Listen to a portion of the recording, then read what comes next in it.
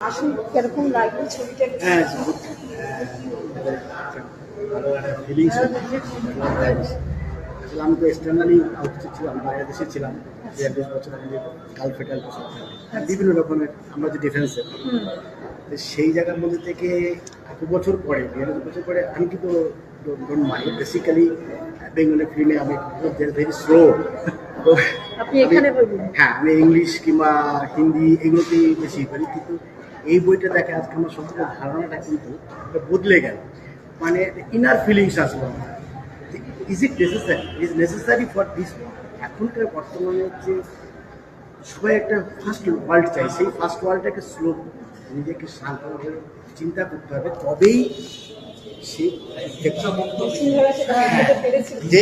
পৃথিবী চাই। বোঝাতে চেষ্টা করছি যে আজকালকার generation they want everything in quickly. No,